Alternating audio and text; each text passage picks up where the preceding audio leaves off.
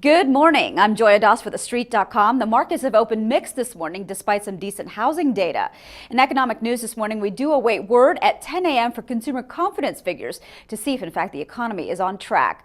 At 9 a.m. Eastern, however, we got to check on home prices. According to the S&P Case-Shiller Index, prices actually ticked lower for the second straight month in December.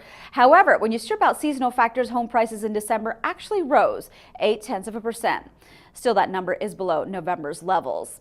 We will be watching shares of Home Depot today.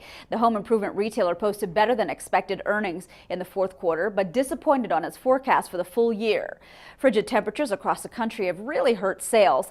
The company is, however, raising its dividend by 21%.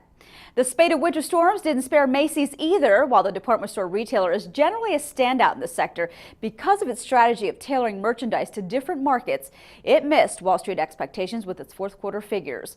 A string of winter storms hurt sales for the month of January. CEO Terry Lundgren said that during January, 244 Macy's and Bloomingdale stores were shuttered because of the inclement weather. An update on Bitcoin, one of the world's largest exchanges for the digital currency, has disappeared.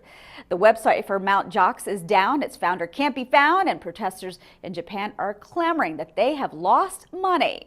This month, the exchange halted withdrawals indefinitely after detecting, quote, unusual activity. Finally, in today's Action Alert, Jim Cramer likes biopharma company Celgene. Shares have posted gains of 64% in the last year, while the Nasdaq actually lagged behind with a 37% gain. In Celgene's pipeline is a suite of drugs, including the rollout of a drug that treats psoriasis as well as psoriatic arthritis, which is expected to launch later on this year. I'm Joya Das reporting for TheStreet.com.